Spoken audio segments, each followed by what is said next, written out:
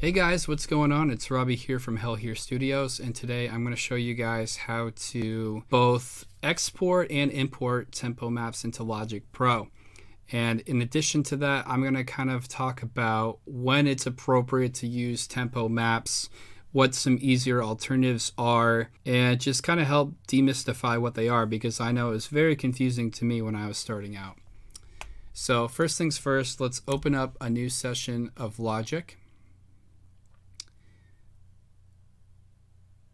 And we're going to create a new empty project. Cool. So first things first, we're going to create a new software instrument. And I'll tell you why that's important later on. All right, cool. So we got a blank project here with just a software instrument track, nothing else on it. So let's take a moment to talk about what a tempo map is and kind of what its purpose is. So if you guys are collaborating with people, whether it's, a fellow musician, maybe it's a band member, mixing engineer, producer, mastering engineer, sometimes those people will need to know the tempo information of the song that you've been working on, right? So what a tempo map does is it's basically a file that you can send to those people that they can import into their respective DAWs, regardless of what it is. Doesn't matter if it's Cubase, Logic, Pro Tools, Studio One, you name it. They take this file, they import it, and bam, they've got their tempo information. So as a quick disclaimer before we move on to the video, I would say a solid 95% of the time, it's going to be easier to just tell your producer or whoever you're working with, the person you're collaborating with, what the BPM is of your session. So let's say I'm writing a song at 150 BPM. It's going to be a lot easier for me to tell someone, hey, I'm working in, 150 BPM. So that way, when they record their parts or whatever they're doing, mixing, it doesn't matter. They can just quickly change their session BPM to 150.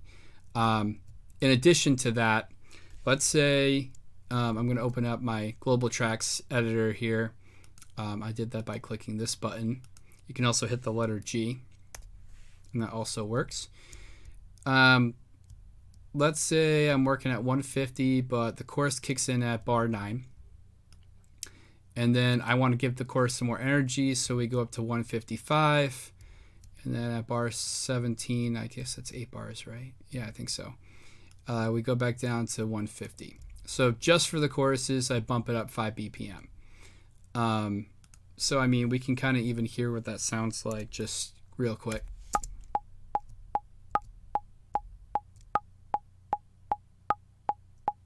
Very subtle, but sometimes those few BPM really give a song more energy.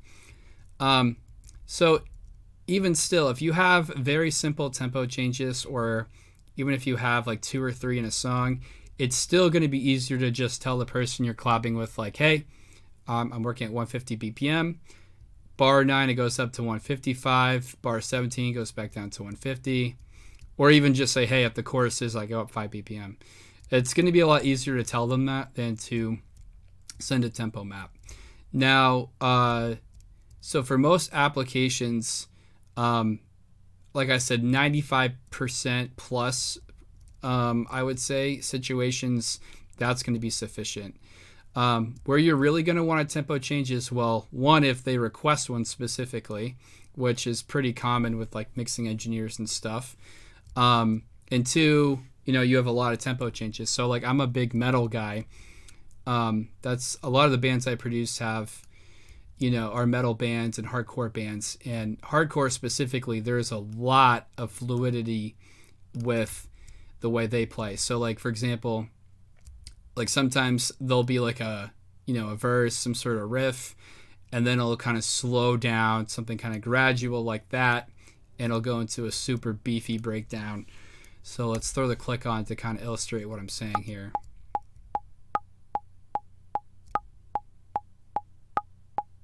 Actually, you know what? I'm going to make this even shorter to really, so you can really hear it. Oops. There we go.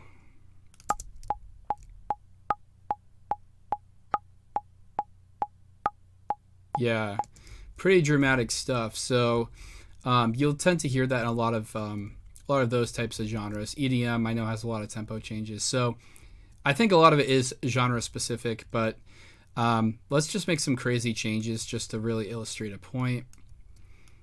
I'm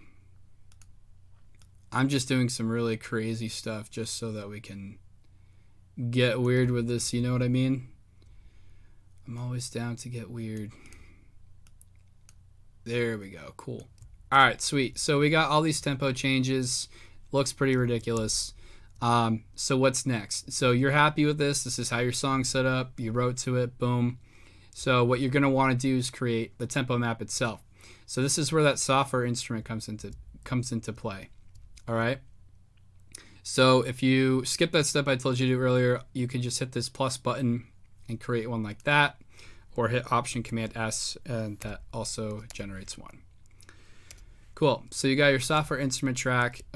So what I like to do is I will right click and do create MIDI region. Some people use the pencil tool. I find the pencil tool is kind of a pain in my butt. So I think that's a lot easier to just do it the way I did. All right.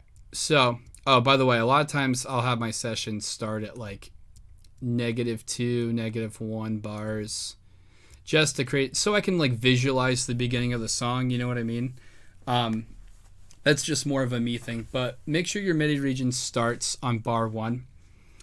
I don't know that the length matters, but just as a safe rule of thumb, I always keep it longer than the tempo changes, right? So the next thing we're going to do is we're going to click on the MIDI region here. All right, and that takes us to the piano roll editor. And what we're going to do is we're going to create a note on bar 1. Obviously that's not bar 1. So what you can do is just click and drag it, make sure it snaps to the grid there. Velocity doesn't matter. I'll even put it at 1 just to prove a point. And I like to drag it out too, although that doesn't matter either, I don't believe. But just as a safe rule of thumb, I always do Shift / and that creates it, extends it the length of the MIDI region. The note doesn't matter either, it can be any note. So the important thing is that you have a MIDI note on bar 1. That's the most important thing. All right. So now that we have this file kind of generated, what we're going to do is hit Option Command E, and that's going to help us bounce this out. You can also alternatively go up to File, make sure this is highlighted, of course, go up to File, Export all MIDI tracks as MIDI file. Cool. And so we're going to just call this, well, let's put it on desktop, and let's call this test MIDI map. Cool. So we got our test tempo map, and so yes. So what's next? We're basically going to export this as a MIDI file. You can right click, export as MIDI file, or Option Command E is the key command. So let's do that. I'm going to put on my desktop. Let's call this, I already have something there from earlier, so ignore that. But we got a test tempo map. Let's call it that. Cool. So just so that we're aware of what's going on, let's go to my desktop. Let's get rid of this just so it's not confusing. So this is what we just bounced down, test tempo MIDI map, and it's saved as a MIDI file, .mid. Cool, so that's what that looks like. And if this is all you needed, then you're done with this video. You can just send this sucker to whoever you're collabing with. They're going to import it in their DAW, make sure that they put it on bar 1, of course, and they should be good to go. So that is how you export a tempo map of your song. Cool. So next what we're going to do is import it. So let's get out of here. Let's not save it. So how Logic wants you to open up tempo maps is a little bit painstaking. So the way they want you to do it is to actually open up the MIDI file with Logic. And now, as you can see, we have this MIDI region here that we bounced out. The length is what we set it as earlier. And if we look at our global track view, we've got all of this stuff here. Cool. So this is very cool. As you can tell, you can see these dots right here. So what this means, and I'm going to illustrate this as best as I can here. What these dots signify, and I'm not sure there's any other video that goes over this, so you guys are getting some insider info here. So if you go to list editor, right, and you go to tempo, you can see all the tempo changes. There's a lot here, obviously. But if you go to options and granularity, Logic's default is 1/8 notes. So knowing that information, what granularity means is when there is a fade or something logarithmic, what it's going to do is it's going to take a sample every 8th note and drop it down to that corresponding BPM. And I believe, at least from the looks of it, it goes to a 1 decimal place with the tempo. I don't know if it can go, it looks like it can go further according to that. But anyways, based on what we're looking at, every 8th note goes down a little bit. And that corresponds to that fade we created earlier. And if you want to recreate that, you can just delete these guys right here. Excuse me, these guys right here. Cool. Oh, it looks like I missed one. That guy can go too. And we can put this back where it was. And now we have a nice long fade. So if you get a tempo map from another DAW, that's probably what, if you see a bunch of dots, that's probably what it is. Some people, their granularity will be at 1/64th. So it's going to be like a ton of dots and it can get kind of annoying. So if you want to smooth it out, yeah, you can just delete those events. And another cool thing too is, well, I mean, most applications are going to be quarter note based because that's what you record to, that's what you play to live, when you're using backing tracks. So I personally, for that reason, like my granularity to be quarter notes. But in any case, that's what that means. Let's get out of the list view now, drag this out, cool. So that is how you import a tempo map into Logic. Now, you're probably wondering, well, hey man, I'm already working on a project or I have a mix template. How do I get the tempo map into that?